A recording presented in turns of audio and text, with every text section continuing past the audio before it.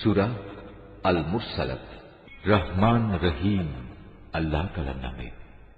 মৃদু মন্দ ও ক্রমাগতভাবে পাঠানো কল্যাণবাহী বাতাসের শপথ, প্রলয়ঙ্কারী ঝঞ্ঝা বাতাসের শপথ, মেঘমালা চারিদিকে বিস্তৃতকারী বাতাসের শপথ। আবার এ মেঘমালাকে যে বাতাস টুকরো টুকরো করে আলাদা করে দেয় তার শপথ। মানুষের অন্তরে ওহী নিয়ে আসে যে ফেরেশতা, তার শপথ। বিশ্বাসীরা এরপর যেন কোনো ওজর আপত্তি পেশ করতে না পারে, কিংবা অবিশ্বাসীরা যেন এতে সতর্ক হতে পারে।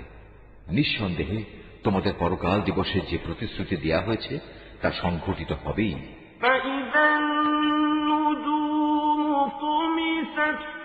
যখন আকাশের তারাগুলো জ্যোতিহীন করে দেয়া হবে, যখন আকাশ বিদীর্ণ হয়ে যাবে, যখন পাহাড়গুলো ধুলোর মতো উড়িয়ে দেয়া হবে, যখন নবী রাসূলদের সকলকে নির্ধারিত সময়ে এক জায়গায় জড়ো করা হবে। কোন বিশেষ দিনটির জন্য এ জড়ো করার কাজ স্থগিত করে রাখা হয়েছে? চূড়ান্ত ফয়সালার দিনটির জন্য।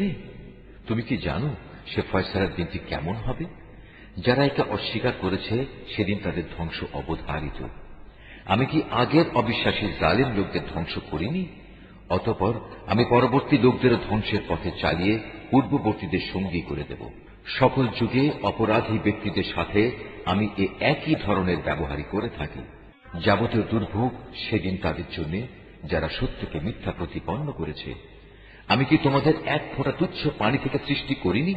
অতঃপর সেই তুচ্ছ পানির ফোঁটাকে একটি সংরক্ষিত স্থানে আমি কি সযত্নে রেখে দেইনি? রেখে দিয়েছি একটি সুনির্দিষ্ট মেয়াদ পর্যন্ত। তারপর তাকে পরিমাণ মতো সব কিছু দিয়ে আমি পূর্ণাঙ্গ একটি মানুষ তৈরি করতে সক্ষম হয়েছি। কত সক্ষম ও নিপুণ স্রষ্টা আমি! যাবতীয় দুর্ভোগ সেদিন তাদের জন্য যারা সত্যকে মিথ্যা প্রতিপন্ন করেছে। আমি কি ভূমিকে প্রয়োজনীয় সামগ্রীসমূহের ধারণাকারী করে বানিয়ে রাখিনি? জীবিত ব্যক্তিদের যেমনি সে ধারণ করে আছে, তেমনি মৃত ব্যক্তিদেরও নিজের ভেতর ধরে রেখেছে।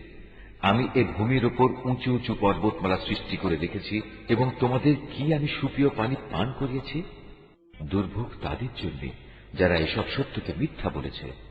বিচারের পর বলা হবে, এবার চলো সেই জিনিসের দিকে যা তোমরা দুনিয়ায় অস্বীকার করতে। চলো সেই ধূম্রপুঞ্জের ছায়ার দিকে যার রয়েছে তিনটি ভয়ঙ্কর শাখা প্রশাখা। এ ছায়া কিন্তু সুনিবিড় কিছু নয়।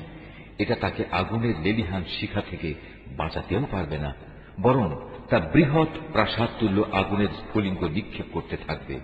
মনে হবে যেন হলুদ বর্ণের কতিপয় উটের পাল। দুর্ভোগ তাদের জন্য যারা একে মিথ্যা প্রতিপন্ন করেছে। এ হচ্ছে সেই মহাবিচারের দিন যেদিন কেউ কোনো কথা বলবে না। কাউকে সেদিন গুনাহের পক্ষে ওজর আপত্তি কিংবা সাফাই পেশ করার অনুমতি দেয়া হবে না। যাবতীয় দুর্ভোগ সেদিন তাদের জন্য যারা এসব সত্য অস্বীকার করেছে।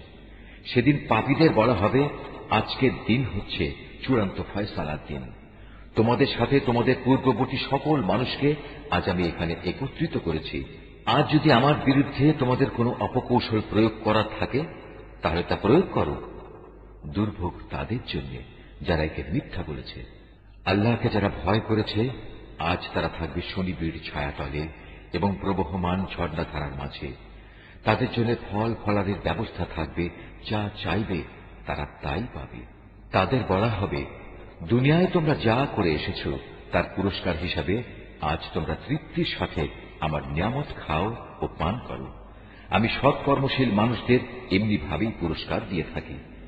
সেদিন যাবতীয় দুর্ভোগ তাদের জন্য যারা এসব সত্য অস্বীকার করেছে। হে অবিশ্বাসীরা, কিছুদিনের জন্য তোমরা এখানে খেয়ে নাও এবং কিছু ভোগ আস্বাদন করে নাও। আসলে তোমরাই হচ্ছ অপরাধী। যাবতীয় দুর্ভোগ সেদিন তাদের জন্য যারা এসব সত্যকে মিথ্যা বলেছে। এই জালেমদের অবস্থা হচ্ছে, এদের যখন বলা হয় তোমরা আল্লাহর দরবারে নত হও, তখন তারা নত হয় না। যাবতীয় দুর্ভোগ সেদিন তাদের জন্য যারা এসব সত্যকে মিথ্যা প্রতিপন্ন করেছে। তুমিই বলো, এরপর আর এমন কোন কথা আছে যার উপর এরা ঈমান আনবে?